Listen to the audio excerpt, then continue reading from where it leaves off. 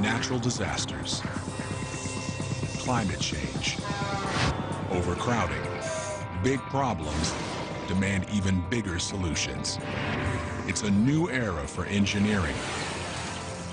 We can build our way out of anything. To save New Orleans from deadly floods, the world's first floating city, this is Mega Engineering.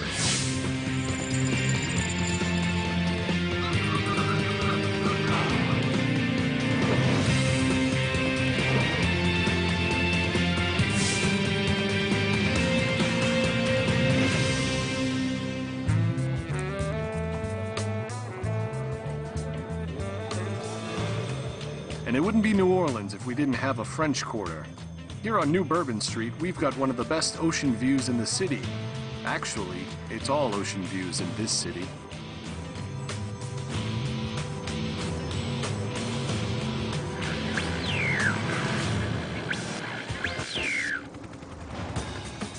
Engineering the future of New Orleans means tackling the city's troubles today.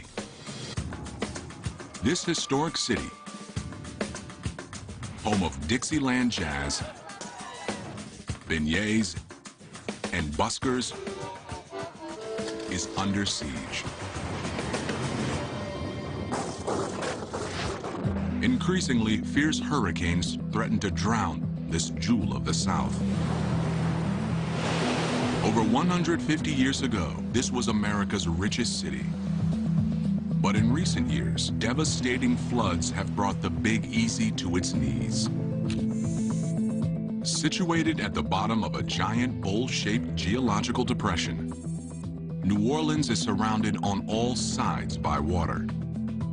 Lake Pontchartrain to the north, Lake Borgne to the east, and the mighty Mississippi to the south. Global warming is increasing the number and ferocity of storms. Water levels have risen nearly a foot. And all the while, the city's weight is causing it to sink slowly into the wet Louisiana soil at the rate of an inch a year. When Hurricane Katrina hit the city in 2005, the storm surge submerged 80% of New Orleans.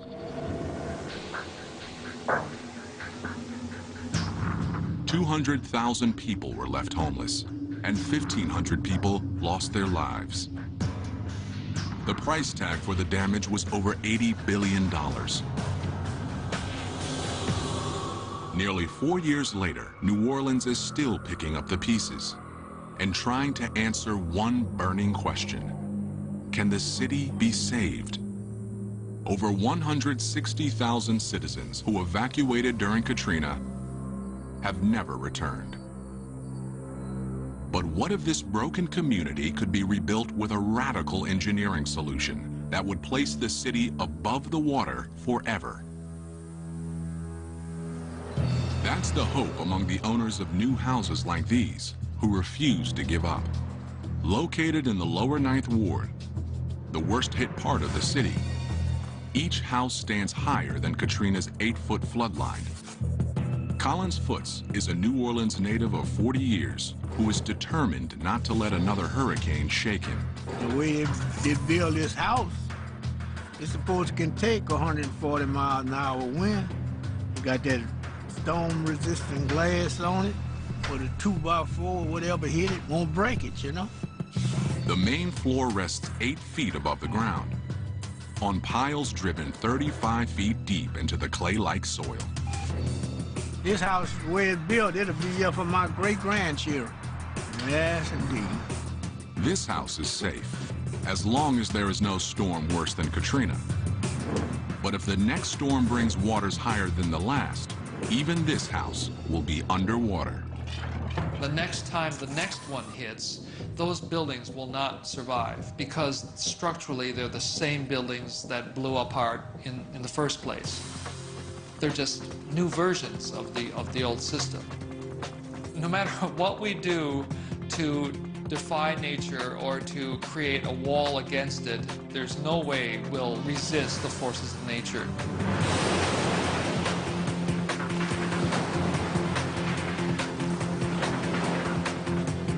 So rather than fight the inevitable, some engineers are proposing an audacious new plan.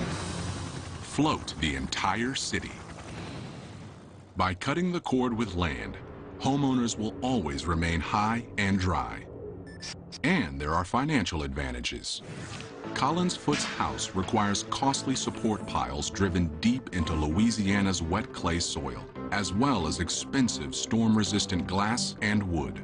Neither would be required in a new New Orleans, floating offshore from the old city, rising and falling with the water, no longer drowning beneath it.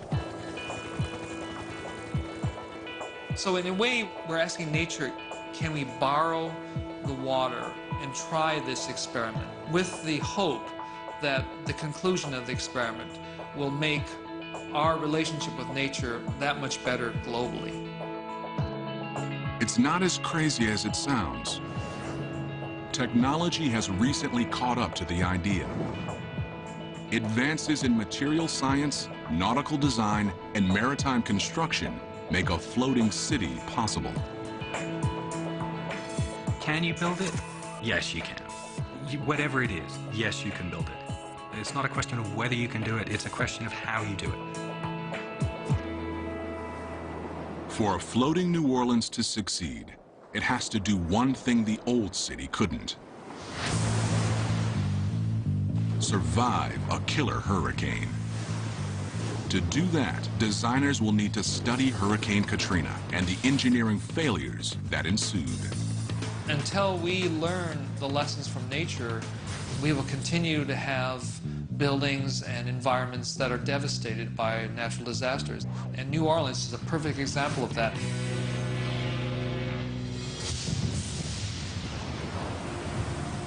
For many, Hurricane Katrina is a lesson in the unpredictable violence of Mother Nature. The storm's beginnings showed few signs of a fury to come.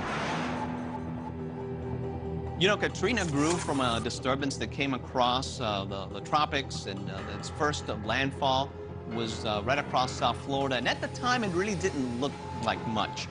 The winds were barely at a Category 1 system.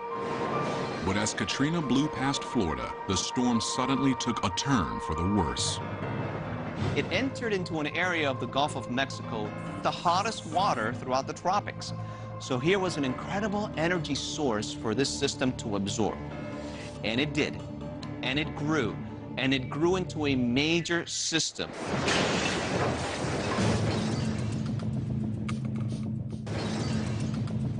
As the hurricane bore down on New Orleans, an evacuation call was made. Many fled, but others assumed the city's defenses, levees, flood walls, and canals would shield them as they had in previous storms. But this time was different. New Orleans could have survived Katrina's wind and rain, but it was Katrina's 30-foot-high storm surge that overwhelmed the city.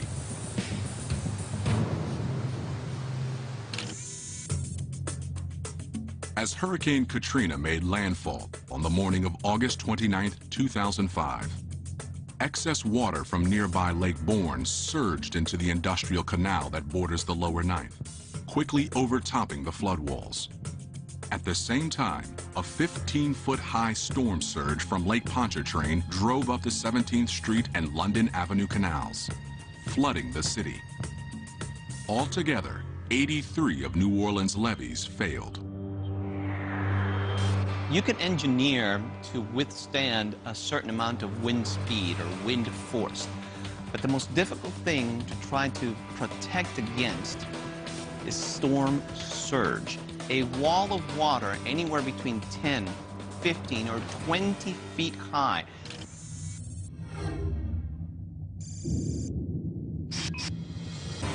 Oh, it was devastated after the storm, man. You couldn't even get in here. Never seen nothing like it. My house, it was pushed off the blocks, but it didn't tear them up. And the rest of them was gone. You didn't know what wasn't what, you know? Hope I don't have to go through nothing like that no more. Experts say a floating New Orleans would be the most effective way to neutralize the threat of storm surges. But engineering a floating city would be a daunting undertaking. The first critical problem is making the city float. The city's base must be designed to be both flexible enough to withstand turbulent waves and stable enough to support hundreds of buildings and hundreds of thousands of people. The city could initially be anchored near shore to tap into the resources of the old New Orleans.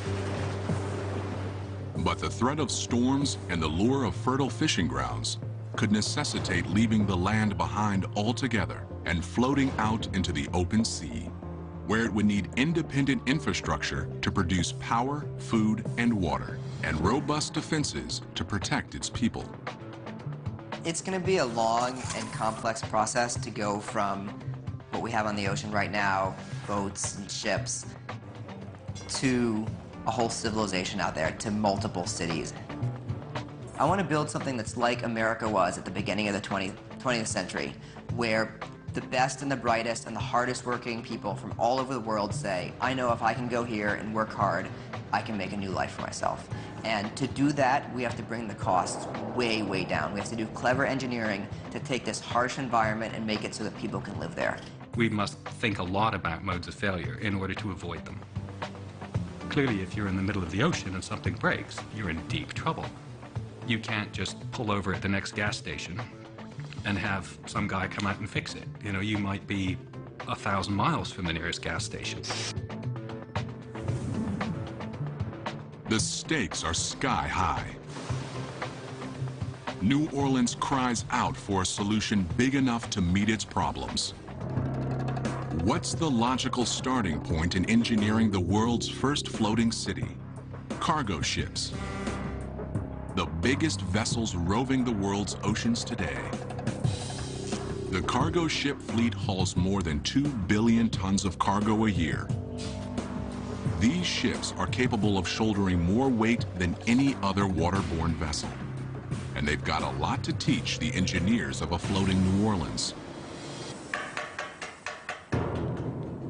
Here at NASSCO Shipyard in San Diego, this 300,000-gallon supertanker is just a few months from completion. But tight deadlines are no problem, because a revolutionary new construction process makes it faster than ever to build these massive ships. Instead of building piece by piece, this ship is being constructed out of huge modules called grand blocks. This shipyard is possibly the world's biggest assembly line, with specialized teams working in parallel on multiple grand blocks, pre-outfitting them with plumbing, electric, and ventilation, producing house-sized sections that can be lifted and slotted into place. Modular building is the fastest way to go, and has led to an explosion in the epic size of cargo ships. The largest have lengths of over a quarter mile and a carrying capacity of 156,000 metric tons. It seems amazing that a supertanker can ever keep afloat. But surprisingly, the key is the cargo ship's massive bulk. To carry so much weight, the ship must distribute it over as large an area as possible. In contrast, smaller boats don't carry heavy loads, so they require much less surface area on their undersides to stay afloat. But they pay a price for their small size in another area: lack of stability. Anybody who spent 5 minutes in a canoe with a paddle in one hand and a beer in another will work out really quickly what the effects of not enough stability is. The slightest shift in balance on a small boat can be enough to tip it over. But the massive size of long, wide cargo ships makes them super stable. If you've got, something that's 10 meters wide and 10 meters long and 0.1 of a meter deep, then your buoyancy is arranged over a huge area. So you can have all kinds of people running around on the top of it, and it's not going to make much difference in global terms to where the weight is, the center of gravity, because it's spread over a big area. That's key for a floating New Orleans, where the regular traffic of residents and constant new construction in the growing city would dramatically shift weight loads topside. If you have a long wide structure, you can move your center of gravity around a lot without compromising the stability of your structure. The city's platform could be built from grand block-sized chunks, then assembled into a single massive structure. At NASCO, it's this intricate choreography of assembly that's the real art in the process. That's because grand blocks don't have a standard size and shape. In effect, each block is a uniquely shaped puzzle piece. Putting them all together takes dozens of shipbuilders. And these two 300-ton cranes. Around the shipyard, they're known as the Sumos. Hank Howe is the man who tells them what to do. My name is Hank Howe, and I'm the superintendent of rigging here at National Steel and Shipbuilding. I run all the cranes and I'm responsible for all the major block movements.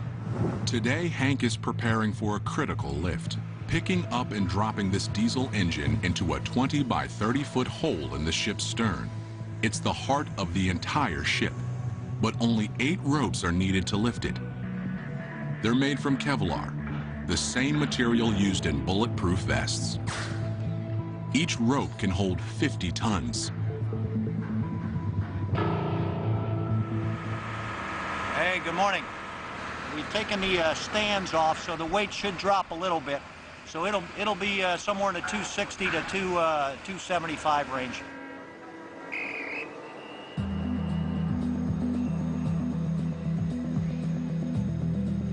Hank has supervised over 700 grand block lifts in his career. He says each lift is a unique puzzle, since every block is shaped and outfitted differently than its neighbor. Once the block is in position above the ship, it's ready to be lowered into place. And as you can see, there's an awful lot of tight clearances and tolerances. And the number one thing we want to do is get it down safely and not cause any damage. Hank and his team work with the crane operator 17 stories above them, nudging the 280-ton engine back and forth by millimeters, finessing it into place. Finally, Hank gives the word, and the engine settles onto its mount.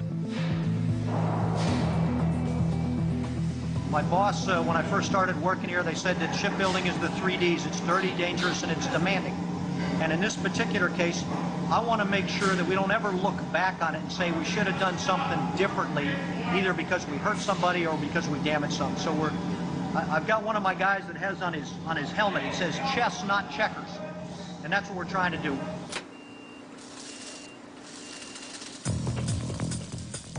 NASCO has the art of shipbuilding down to a science. They produce more big ships every year than any other shipyard in the U.S., and a floating New Orleans could easily adopt their modular construction method.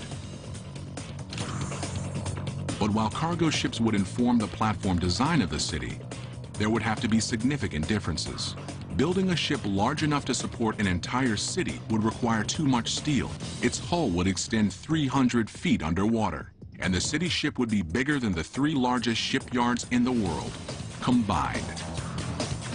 But the biggest problem facing a massive city ship is that violent ocean turbulence would attack it from all sides, putting unsurvivable stress on the structure. The number one engineering challenge is waves. Waves are big, they're unpredictable, they have tons of energy in them. Wave action in the ocean is not a simple matter of water coming up and down. It's moving, it's actually rotating. Waves will be coming in quite often from different directions at the same time. So what we have to do is assume worst case. So if the vessel's being supported on its extreme ends, that's one thing. But what if it's being supported on its extreme ends and it's being twisted at the same time? Teetering on its ends would put extreme stress on the middle of the ship. A wave that struck at the wrong moment and the wrong location could cause a total structural failure to a city built like a cargo ship. Structurally, it's not a very good solution to your problem. It might be a beautiful solution in terms of buoyancy and in terms of stability, but structurally you're just asking for trouble. So modeling the city on a cargo ship isn't the answer. For a floating city to succeed, engineers must build it both big enough to remain stable but flexible enough to survive the role of chaotic Gulf waves. Until we learn the lessons from nature, we will continue to have buildings and environments that are devastated by natural disasters. We just have to admit that we were wrong and nature is right. And we'd better hurry up and study nature before it's too late. And what is nature's answer to the floating platform problem? Living islands of vegetation, floating freely on the surface of lakes, absurdly strong and very flexible. Instead of being rigid like a giant floating platform, you're more like a flexible membrane. So as the ocean waves pull and twist and push, the structural system is giving away to that and flexes with it like a living organism. Floating islands form when the root systems of water plants fuse together and detach from the muddy lake bottom. Up to 6 feet thick and with an area over 20 acres, they are found throughout the world. And here on Lake Titicaca in Peru, they have inspired man-made plant platforms capable of supporting villages of 2,000 people. These islands point the way for a floating New Orleans. Not a single rigid structure, but hundreds of small interlocking platforms joined to form a massive superstructure, big enough to stay stable, but flexible enough to roll with the water.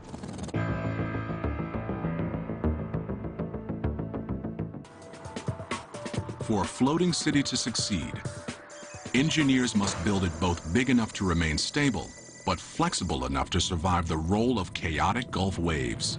You're not considering one monumental platform that then has to deal with whatever the nature and the sea is throwing at it. Now what we're talking about many smaller things that can be connected flexibly so that they can move up and down relative to each other, and if the big wave comes through, it allows the whole thing to move up and over the wave. And that's the secret. That's the way nature would create a giant structure like that. The same idea is getting traction in a country 5,000 miles away.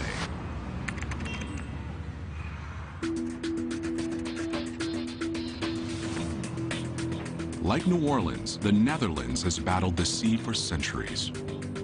It lies below sea level and is protected by dikes, high flood walls similar to levees. But sea levels are rising, creating what the Dutch call new water, expanding lakes on Amsterdam's edges that strangle growth and threaten to put the city underwater. This has led to a radical new solution. An increasing number of families are choosing not to avoid the water, but to move on top of it into houseboats.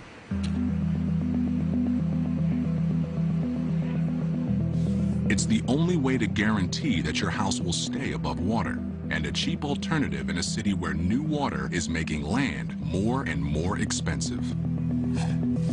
But houseboats aren't perfect. They're too small and lightweight to be truly stable. And if there's any turbulence at all, they are simply too risky. But some see the new water as an opportunity and are quietly leading an expansion into enemy territory. Want ik woon hier in een land, dat is natuurlijk... It's not a passion, it's a way of life. I live in a country that's below sea level. It's one big waterfront over here. And I'm very driven by the fact that we only build here in one way, a static way, on land. And we have water all around us. So I'm trying to build in a new way, and that's on water.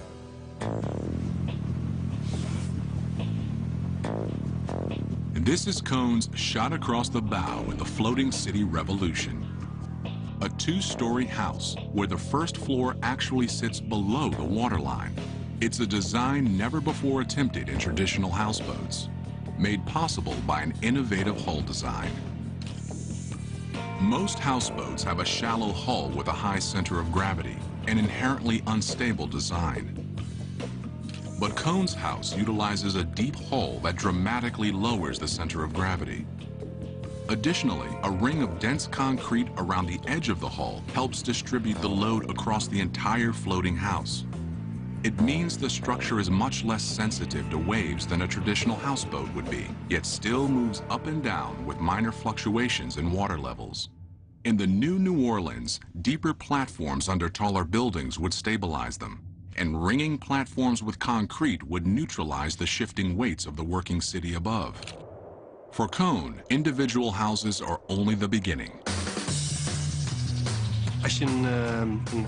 Well, if you're talking about urban development, it's not only about housing. There's so many types of buildings you need to create a complete city, like hotels, churches. We don't only design these houses, but we try to design a complete toolbox of solutions that can be used to make a city on water. Cone is making his grand plans a reality. In a new floating suburb currently under construction, Rolf Peters is Cone's chief engineer. This development, for 300 houses in total, is the first and biggest development in floating houses in the world. So in this case, we have a lot of engineers and utility managers to have the best quality of floating houses, so we'll be ready for the future to have even bigger developments possible. Expansions like this are possible because the floating houses are cheaper to build than land-based houses. For one thing, they don't require driving piles 35 feet into the ground, like the raised houses in New Orleans. Als je hier in Nederland kijkt, building on water is much easier than building on land. Holland is just one big swamp. It means all the soil is very soft, and building here takes a lot of effort by making all these piles into the ground. And then, even after 10 years, your house can start to go a little bit out of balance. On water, you only have to build a floating foundation. And if you can build a foundation a little bit larger than a houseboat, then you have a very stable platform on which you can build just about any house you'd like. Houses can be built quickly indoors and then floated into place. Here at ABC Ark and Bow, just outside Amsterdam, 22 floating houses are under construction.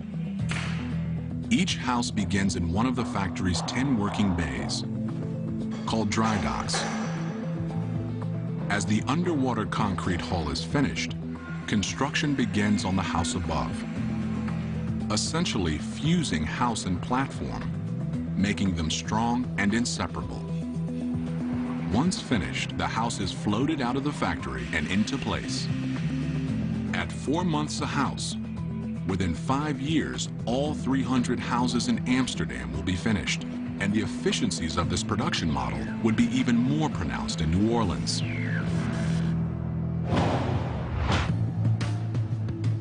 Thousands of buildings could be built in just a few years in a land-based factory, then floated out to the city and connected to each other. Standardized platforms fused with pre-built buildings mean the city would grow faster, expanding exponentially in all directions. And residents would be able to move into their ready-made floating homes immediately. After disasters, as we've seen after Katrina, people are more willing to accept new technology. These things will only be accepted after a big disaster. A floating New Orleans just offshore is within reach, but engineers want to go further and cut the cord from land entirely. That means finding a self-sustaining way to provide food, water, and electricity to the city's 300,000 people. No easy task, but not impossible. Since it floats, it could be possible for the entire city to change location at will. But while a mobile New Orleans presents new opportunities, it also presents sustainability challenges. Near land, New Orleans would be able to tap into the utility grid of the old city. But once unplugged from shore and on the move, the city would have to be able to draw its resources from the ocean. At the beginning, we're going to need to build things on land, import a lot of things from land. As the economies grow, as the cities get bigger and bigger, they can be more and more self-sufficient, more and more self-developing. The seeds of a truly self-sufficient floating city exist today on cruise ships. They have the job of keeping passengers cool, fed, and hydrated 24 hours a day in the middle of the ocean for a week at a time. The key to surviving comfortably in the middle of the ocean is power. Power drives every system on a cruise ship, from water supply to waste disposal. These diesel engines are the ship's power plant. They drive electrical generators that produce 11,500 kilowatts apiece each day. The power is split between two separate systems. 2/3 go to the ship's propulsion system, called azipods, and the rest is used to power all the other systems on the ship. New Orleans could produce and distribute energy the same way. Engines could power generators, pumping electricity into a power grid embedded in the floating platforms. But such a system would need to be 100 times larger. And it would need fuel, a lot of it. A cruise ship needs 300,000 gallons of diesel fuel a day. A floating city with a population of 300,000 and significantly more infrastructure would need 1,000 times as much. Burning this much diesel fuel would result in an environmental disaster. Instead, the New Orleans could power its generators with alternative fuels. Wind turbines have the same energy output as a ship's diesel engines. Solar panels could feed additional energy into the power grid. But the greatest source of power available to a floating city would be the ocean itself. It's a method of generating power called ocean thermal energy conversion. The basic idea is that the water temperatures of the ocean vary quite a bit from the warm surface to the very, very cold depths. And that temperature differential can be translated into electrical energy. The principle is the same as that in heat pumps found in refrigerators and air conditioners. A thermodynamic engine is placed between a high and a low temperature reservoir. Heat generates steam that flows from one reservoir to another, turning a low pressure turbine and generating power. By drawing energy from the ocean, the city would have an infinite fuel supply, and that would be critical to meeting another constant need for residents: water. Humans need 3 liters of water a day to survive, but the water in the ocean is undrinkable. Consuming ocean water floods the body with salt, causing human cells to dehydrate. Seizures, unconsciousness, kidney failure, and brain damage soon follow. This cruise ship runs the ocean water through an engineering gauntlet, essentially stripping out the salt. 260,000 gallons of water are sucked into the ship each day and piped into the desalinization tank. This filters the water, decreasing the salt content by 3,500%. But it also takes out essential minerals that the body needs. So a mineralizing machine puts them back in. Then the water is sterilized and stored in these 500,000 gallon tanks. The floating city could make its water the same way.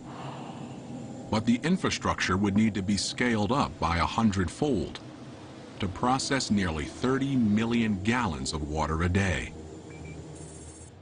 But while a cruise ship can turn salt water into drinking water, salt water is useless for agriculture. A cruise ship is completely dependent on land for food. A week-long voyage requires 770 tons of it, including 51,000 pounds of beef, 106,000 pounds of chicken, and 115,000 heads of lettuce. This land-to-ship supply chain is fine for short-duration journeys, but a floating city could conceivably need to be self-sufficient for much longer stretches of time. Unshackled from shore, the floating New Orleans would be free to mine a great new resource: the ocean itself. Fruits and vegetables genetically altered to thrive in salt water could be grown in rooftop gardens. New Orleans' fishing and shrimping community would flourish again in open waters far offshore. A mobile New Orleans could follow fish southward through the Gulf. I really do see the ocean as a place for freedom. Part of it is that it's the last unclaimed frontier. All land is claimed right now. Every rock above water at high tide is claimed because it extends fishing and oil rights for some country. So the ocean is really, as some people have said, the last free place on Earth. As the city moved away from shore, it would still need a means of resupplying essential goods. But the Gulf of Mexico is volatile, especially during the stormy summer months. And in emergencies, relying on supplies from slow-moving ships isn't ideal. If there's a weather situation that prevents supply ships from bringing in reinforcements or food and things like that, that can be a very difficult time for people on the water. The city would need a lifeline in tough times. And these could be the engineering answer New Orleans is looking for. These could be the engineering answer New Orleans is looking for. They're called unmanned surface vessels, or USVs for short. The high seas are lawless. New Orleans would need robust defenses to counter the greatest man-made threat on the ocean today: pirates. A floating New Orleans would be an all-too-attractive target. As a first layer of defense, unmanned surface vessels would be the floating city's guard dog. In a floating city concept, the unmanned surface vehicle offers the ability to put humans out of harm's way and provide a capability to know where the threat is and execute against that threat. The fleet of USVs equipped with sonar would be able to type and track every craft in their vicinity and share information to patrol the waters around Navy ships. The USVs could repulse threats safely, miles away from the city. Today's threats that are emerging are faster, stronger, quicker, and these unmanned surface vehicles are geared to respond rapidly to those threats. But New Orleans won't have conquered all its demons until it passes a final test. Hurricane season.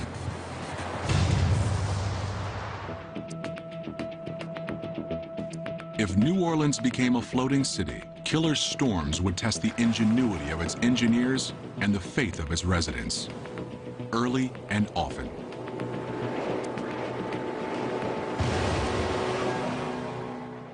Imagine fishing season has led the floating city 300 miles from shore, and thousands of late summer tourists have flooded the French Quarter. 2,000 miles away, a tropical depression is forming off the coast of South America. It's assigned a name: Lolita. Hurricane season has finally begun.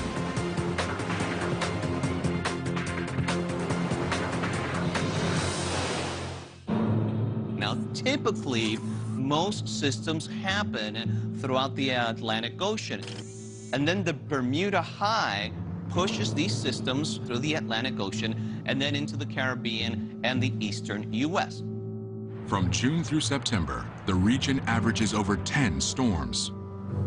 It's Phil Farrow's job to keep a close eye on the skies.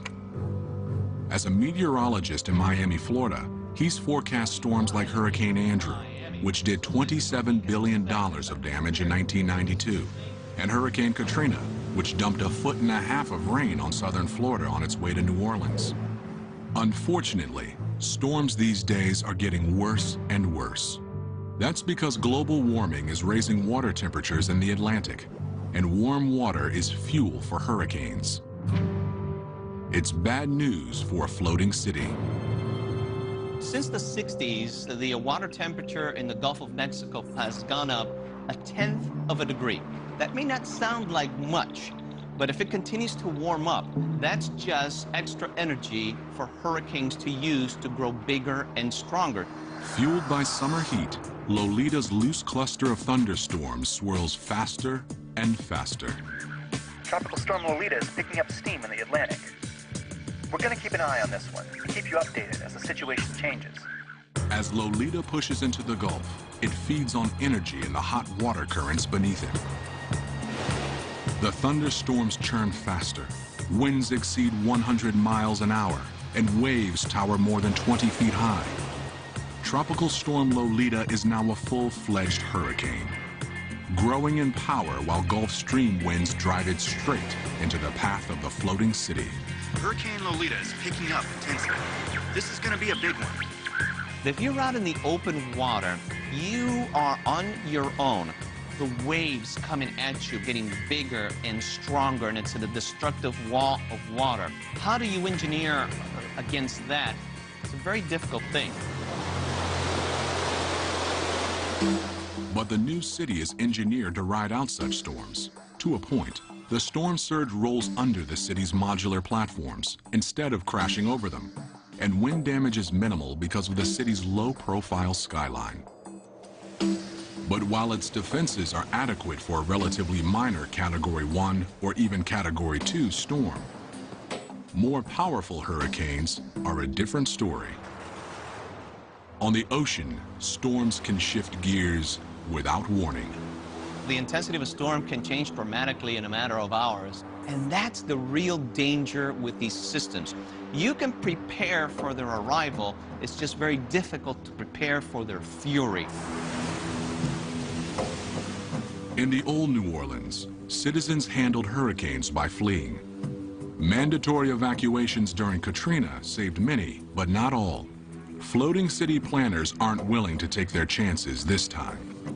There is no reason to meet one of these monsters head-on, because you're always going to lose. No matter how well-designed you think it is, no matter how strong you think the structure is, get out of the way. Winds are picking up to 140 miles an hour. The storm surge looks like it could be extremely dangerous. We could be staring another Katrina in the face. Evacuating 300,000 people via rescue ships or unmanned surface vessels would be unrealistic in the middle of stormy seas. And even if it could be done, there might be no land close enough to evacuate to. Some have proposed another solution. Instead of evacuating people, the entire city could be designed to get out of harm's way. It could be done with the help of a state-of-the-art propulsion technology called the Azipod. The Azipod is a combination propeller and rudder, capable of driving a ship in any direction and turning on a dime. An array of Azipods could be installed underneath the floating city, giving it maximum propulsion power and total freedom in any direction. But when facing a deadly Category 5, bearing down at 25 miles an hour, the city would have to move fast. Lolita's getting too big. The city's tall, heavy downtown modules could potentially be too cumbersome to move quickly. But downtown could be evacuated into residential modules that scattered before the storm.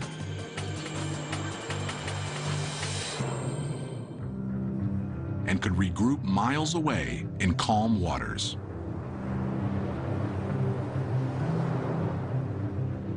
It's a project many say is impossible, even reckless.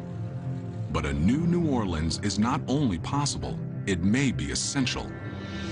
It's creating an experimental stage where we can take the most sensible technologies we have today and the most sensible social structures and say, okay, let's try this.